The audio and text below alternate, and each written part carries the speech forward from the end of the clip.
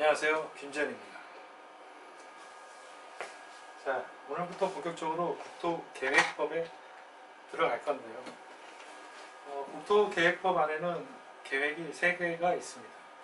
광역도시계획, 도시군 기본계획, 그리고 도시군 관리계획이 있어요. 근데 이 국토계획법 말고도 이외에도 많은 계획들이 있습니다. 그런 공간에 대한 계획이 나름 체계를 가지고 있어요. 그 체계에 대해서 잠깐 논의해 보도록 하겠습니다. 국토계획,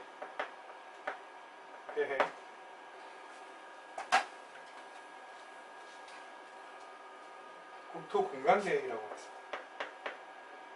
국토공간계획의 체계예요. 국토에 대한 계획 중에서 최상위 계획은 국토기본법에 있습니다.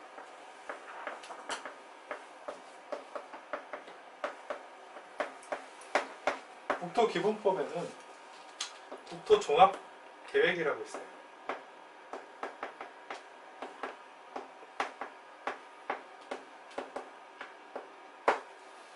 현재 5차까지 나와 있고요. 우리나라 국토에 대한 아주 전반적인 큰 그림을 다루고 있습니다. 국토종합계획 밑에는 도종합계획이 있고요.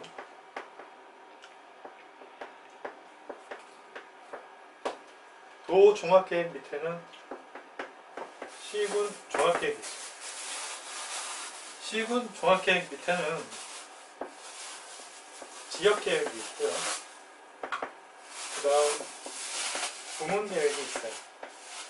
부문계획이라고 하는 것은 항만이나 항공, 철도 이런 것들에 대한 계획을 말합니다. 국토기본법 밑에는 수도권 정비법이라고 있어요. 우리나라 인구의 절반이 살고 있는 수도권이기 때문에 특별히 그 위상이 매우 높습니다. 수도권 정비법 안에는 수도권 정비 계획이 있어요.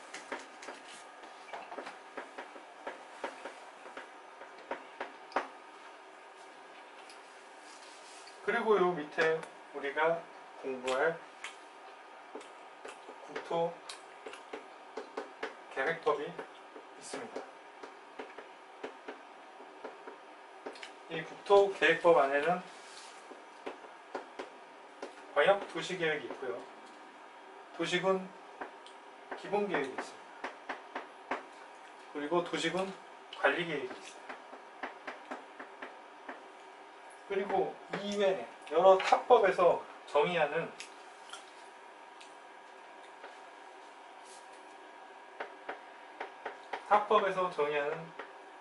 부문별 계획들이 있고요.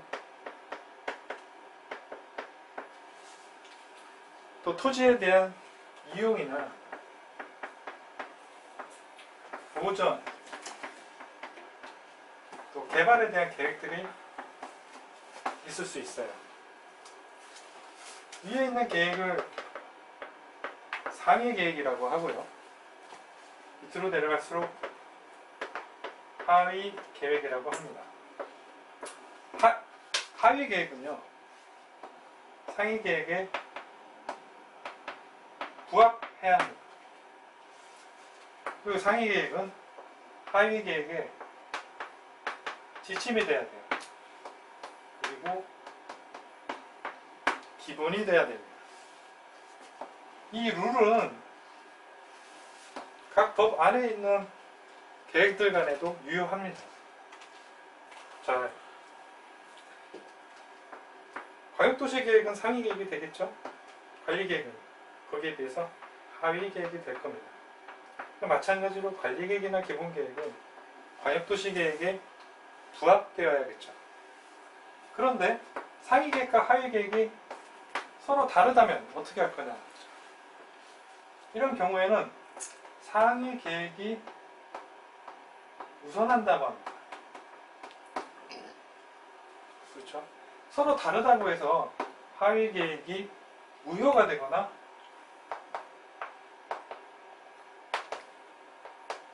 취소가 되지는 않습니다. 다만 그러한 사유가 될 뿐이죠. 자, 이 내용은 굉장히 중요한 내용입니다. 시험에 끊임없이 반복해서 나오는 내용이네요.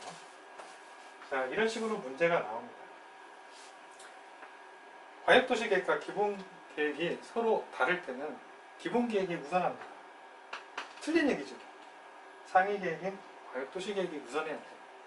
이런 거 개별적으로 외우는 게 아니라 이 원리를 이해하시면은 두 개에 관련된 문제를 다 풀 수가 있어요. 그 다음에 국가계획이라고 있어요. 국가계획은 국가가 정책 목적을 달성하기 위해서 만든 계획입니다.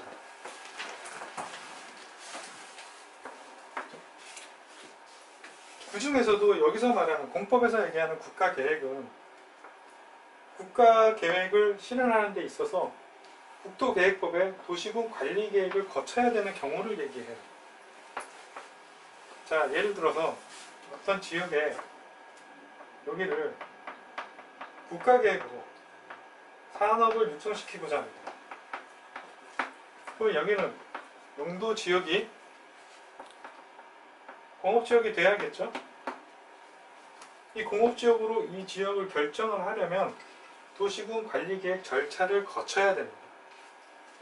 자, 이 경우 국가계획과 도시군 기본계획이나 광역도시계획이 서로 다르면 어떻게 할 거냐는 거죠. 국가계획이 상위계획이죠. 그래서 국가계획이 우선한다라고 표현합니다. 별표 2개 치겠습니다. 매우 중요한 내용이니까 꼭 체크해 두시기 바랍니다.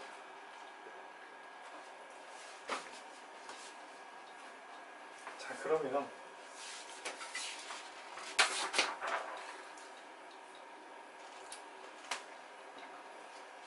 자, 첫 장인 국토계획법에 들어가겠습니다. 자, 제가 여기서 말씀드리는 거는 제가 저번 시간에 말씀드린 틀입니다. 체계. 국토계획법의 체계니까 이게 머리에 담아 두셨다가 아, 이걸 공부하면 다음에 이걸 공부하겠구나 라고 판단하시는 그 정도 수준까지만 익히시면 될 것 같아요. 자, 다 줄여서 할 텐데 이번 시간에 풀네임 써보겠습니다. 국토의 계획 및 이용의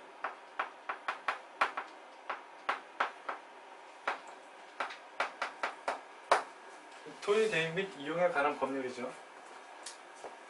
자, 이게 법명을 정할 때는요, 그 해당 법의 그 성격과 내용을 가장 잘 나타낼 수 있는 문장으로 만듭니다. 그래서 우리는 이 제목만 보고도 이 법에 어떤 내용이 있는지 파악할 수 있어요. 자, 국토가 나왔어요. 아, 이 법은 전 국토를 대상으로 하는 법이구나. 그리고 계획과 이용이 있습니다.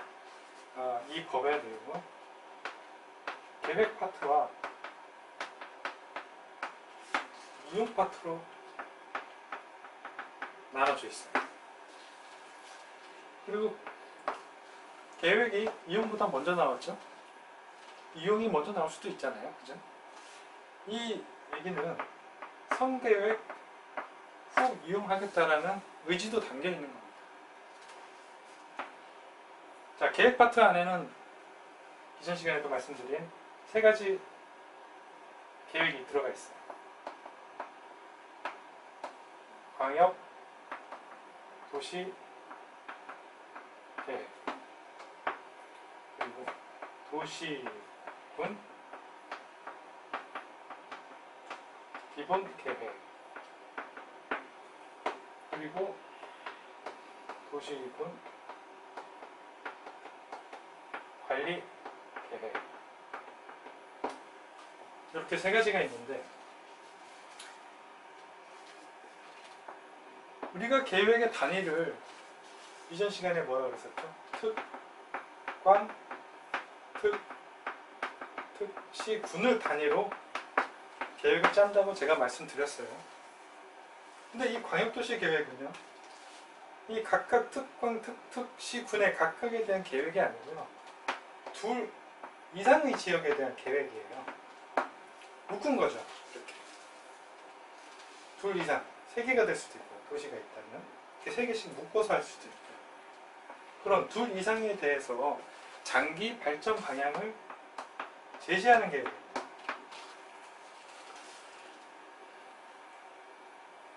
그리고요, 도시군 기본계획은 특광, 특시, 군에 대해서 각각에 대해서 기본적인 공간 구조를 만들고요, 장기 발전 방향을 제시하는 종합계획이에요. 그러면서도 도시군 관리계획의 지침이 된다 라고 정의하고 있어요. 이게 도시군 기본계획입니다. 도시군 관리계획입니다. 자, 여러분이 여기서 개념을 잘 가져가셔야 되는데, 이 두 개 계획과 이 계획은 성격이 매우 다릅니다. 광역도시계획과 도시군 기본계획은요, 계획을 마치고 나면 계획서가 나와요. 자, 예를 들면 2040 인천시 도시 기본계획 이렇게 나옵니다. 또 2040 수도권 광역도시계획 이렇게 계획서가 나와요. 근데 얘는 따로 계획서가 나오는 게 아니에요. 여기에 있는 계획에 따라서, 광역도시 계획과 도시군 기본계획에 나온 계획에 따라서 도시군 관리계획이 절차를 거쳐 집행하는 겁니다. 집행하는 계획이에요. 자, 예를 들어 보겠습니다. 광역도시계획이나 도시군 기본계획에서 이쪽 지역을 물류 중심으로 육성하고 이쪽 중심을 관광단지로서 육성하겠다, 이렇게 계획을 세웠어요. 여기 지역에 사는 사람은 아무 문제가 없겠죠, 현재는. 그런데 물류 중심으로 하기 위해서 여기에 도로를 깔기로 하고 도시군 관리 계획 절차를 거쳐 도로를 깔기로 결정이 되면, 그 다음부터 여기서 도로를 설치할 수 있는 겁니다. 이게 큰 그림을 나타내는 계획이라면, 도시군 관리 계획은 집행 단계의 계획이라는 걸 반드시 개념을 이렇게 구분해서 가져가셔야 돼요.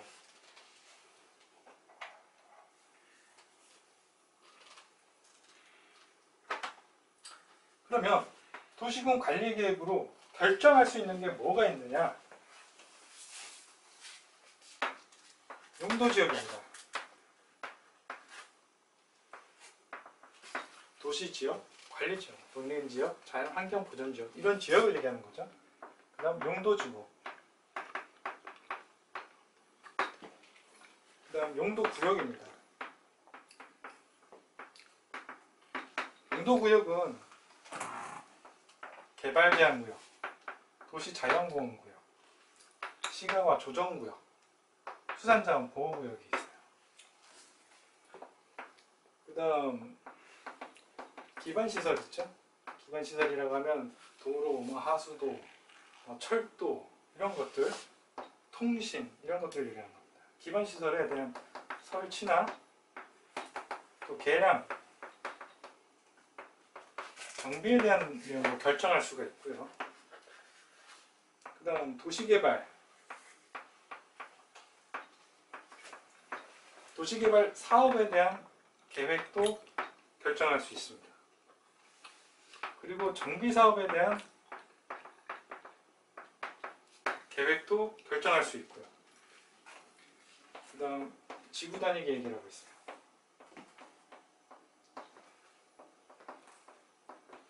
지구단위 계획 구역과 지구단위 계획에 대한 결정도 도시군 관리 계획 결정을 통해서 정해진다, 이 얘기입니다. 그다음 마지막으로 입지 규제 최소 구역이 있습니다. 여러분은 여기 있는 내용을 앞으로 공부해야 되기 때문에 지금 현재는 전혀 모르실 거예요. 여기서 반드시 챙겨가야 될 내용은 이겁니다. 도시군 관리계획으로 결정할 수 있는 사항은 이거라는 거예요. 이거 외에는 도시군 관리계획으로 결정하지 않습니다. 이게 시험 문제입니다. 다음 중 도시군 관리계획으로 결정하지 않는 것은 내놓고 여기 있는 것들을 내놓고 전혀 엉뚱한 것들을 내겠죠. 그래서 이 부분 꼭 챙겨주시기 바랍니다. 그 다음 이 계획에 대해서 여기까지 학습하고 나면 이용에 대한 내용도 학습하게 됩니다. 지우겠습니다.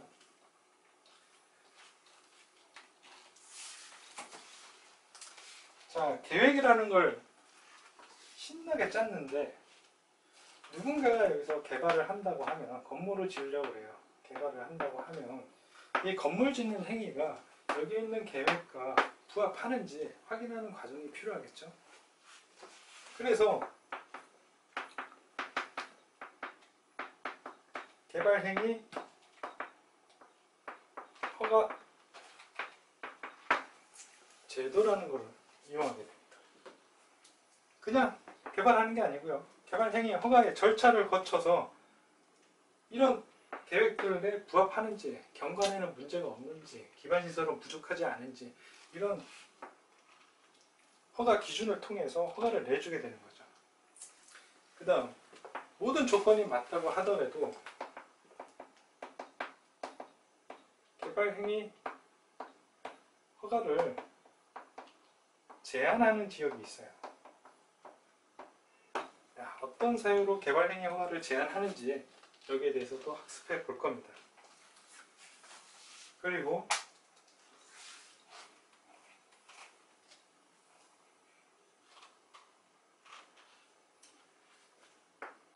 기반시설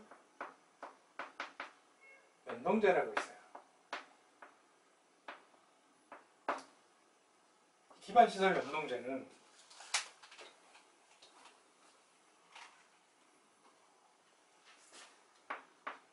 두 개가 있습니다. 개발밀도 관리구역 그리고 기반시설 부담구역이 있어요. 이 둘은 서로 비슷하면서도 다릅니다. 개발밀도 관리구역은 자, 특정 지역이 있는데 이미 개발이 밀도 있게 되어 있어요. 도로도 이미 있고요. 여기서 또 새로운 건물을 짓거나 건물을 더 증축한다면 도로가 좁아지겠죠? 도로를 확장해야 되는데 이런 기반시설을 확충할 여력이 없습니다. 그럼 어떻게 해야 될까요? 규제를 강화해야겠죠. 개발밀도 관리구역은 기반시설 부족으로 규제를 강화하는 지역을 얘기합니다. 기반시설 부담구역은 기반시설이 부족한 건 마찬가지예요. 근데 개발이 띄엄띄엄 되어 있어요. 아직 밀도 있는 개발이 되어 있지 않고요. 도로도 확충하려면 더 확충할 수 있는 여력이 있습니다. 이런 지역에서 누군가가 건물을 크게 짓는다면 도로를 확충할 필요가 있겠죠. 도로를 확충하게 될 원인자는 이 개발을 한 사람이에요. 그래서 이 개발한 사람으로부터 비용을 부담시켜서 이 돈으로 기반시설을 확충해 나가는 지역입니다. 이게 기반시설과 연관되어 있다 해서 기반시설 연동제라고 표현하고요. 여기는 두 개가 있어요. 아까 말씀드렸던 도시군 관리계획으로 결정하는 것이 용도지역, 용도지구, 용도구역 등이 있었죠. 용도구역과 비슷하단 말이에요. 그래서 속이는 문제가 많이 나옵니다. 개발밀도 관리구역은 도시군 관리계획으로 결정한다. 그러면 틀린 거예요. 이거는 도시군 관리계획으로 결정하지 않습니다. 꼭 챙겨주셔야 되는 거예요. 이 두 개의 계획은 그저 심의 보고 지정하고 고시하지 도시군 관리계획 결정 절차를 거치지 않습니다. 이거 꼭 챙겨주시기 바랍니다.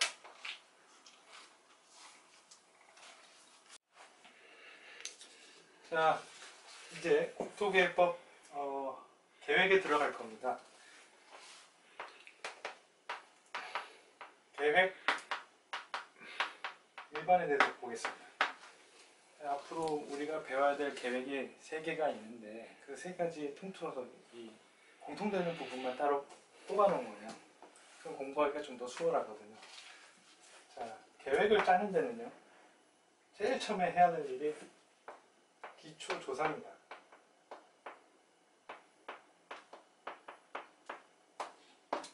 기초조사, 인구, 경제, 사회, 문화 등을 조사하고 측량하는 활동이죠. 반드시 해야 되는 작업입니다. 기초조사가 끝나고 나면 해당 지역에 사는 주민들 의견을 들어야겠죠. 그리고 전문가 의견도 듣습니다. 그리고 나면 해당 지역의 지방의회 의견을 듣습니다.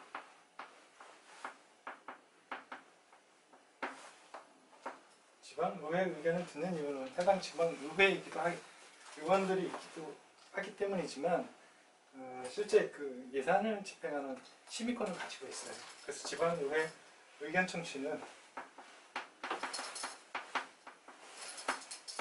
꼭 거쳐야 되는 절차입니다.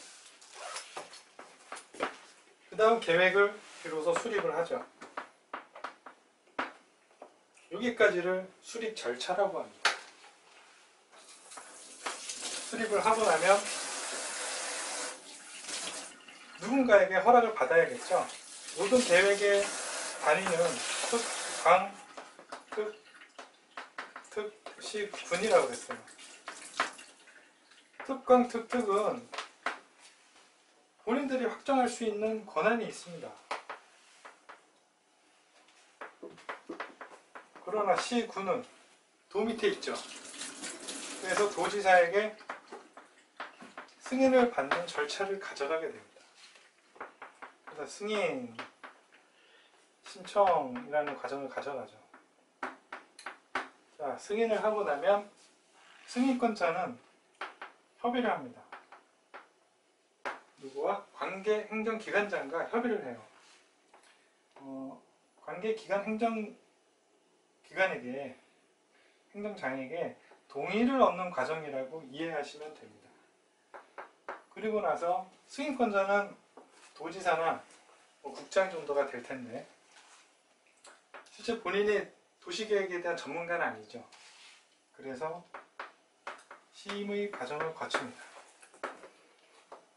도시계획위원회에 도계위의 심의 과정을 거쳐요. 그리고 나면 승인을 하고요. 그리고 나면 시군에게 송부를 하고, 송부받은 시군은 공고하고 열람을 합니다.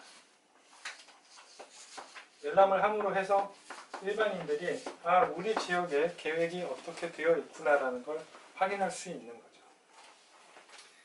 자, 이 계획은요, 2가지 성격으로 나눠볼 수 있어요. 하나는 비구속적 계획이고, 또 다른 하나는 구속적 계획이에요. 자, 비구속적 계획이라는 건 이런 겁니다. 광역도시계획이나 도시군 기본계획이 비구속적 계획인데요. 자, 이 지역에 산업을 육성시키겠다라는 계획을 세웠고요. 이 지역은 자연환경이 좋으니까 관광 중심으로, 관광과 휴양 중심으로 육성하겠다 했어요. 그러면 여기 실제 살고 있는 사람이 이런 계획들로 인해서 어떤 권리 침해를 받을까요? 받지 않겠죠? 그러나 보다 아마 그럴 겁니다. 그런 게 비구속적 계획이에요. 왜? 큰 그림이 뿐이니까요. 근데 반면에 우리 집이 이렇게 있는데 도로가 이렇게 들어온대요. 이것은 내 재산에 이런 행정처분으로 인해서 내 재산에 직접적인 영향을 미치는 거죠. 적절한 수용 보상을 받지 못하면 이의제기도 할 수 있고요. 행정심판도 할 수 있어요. 그리고 행정소송도 할 수 있죠. 이런 거를 행정쟁송이라고 합니다.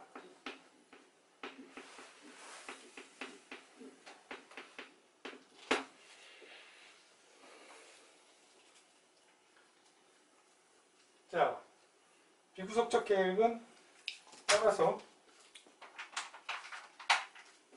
행정쟁송에 이의제기하거나 행정소송하거나 행정쟁송의 대상이 되지 못해요. 왜? 큰 그림일 뿐이니까요.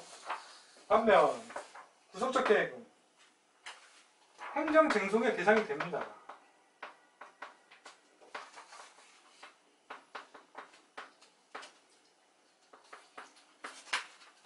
내 땅에 누군가가 행정처분으로 도로를 짓겠다고 해서 권리 침해를 받았다면 이에 대한 구제를 받을 수 있는 거죠. 행정쟁송을 통해서.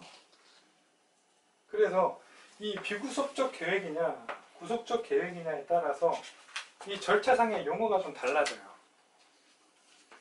주민 의견을 듣는데 비구속적 계획인 광역도시계획과 도시군 기본계획은 이 비구속적 계획은 공청회라는 걸 통해서 주민 의견을 청취하게 됩니다. 공청회라는 건 사람들 모아놓고 자, 앞으로 우리가 이런 거 할 건데 어떻게들 생각하냐고 의견을 물어보는 거예요. 자, 구체적이지 않은 사안에 대해서 의견을 듣기 때문에 간접적 청취라고 얘기합니다.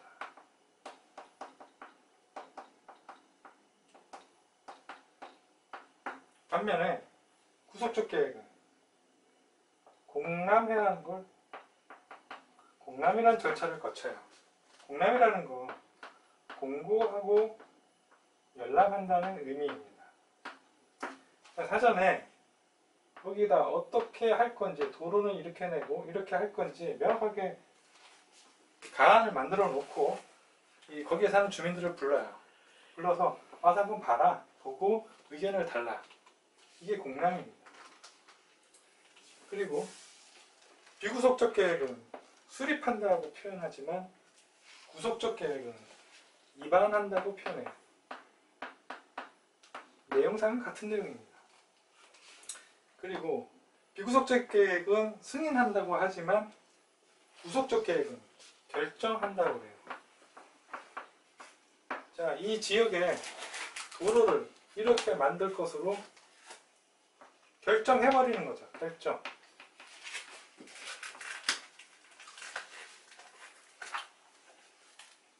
그리고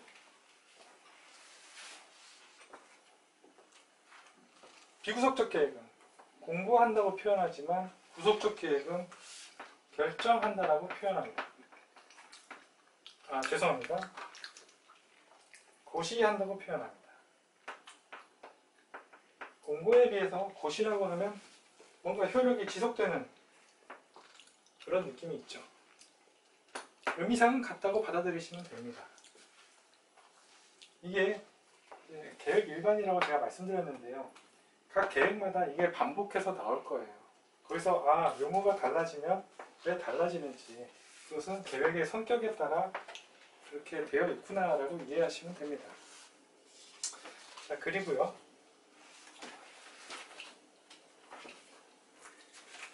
이 계획을 짜다 보면 등장인물들이 있어요. 이 등장인물에 대한 얘기를 좀 나누고 마치도록 하겠습니다.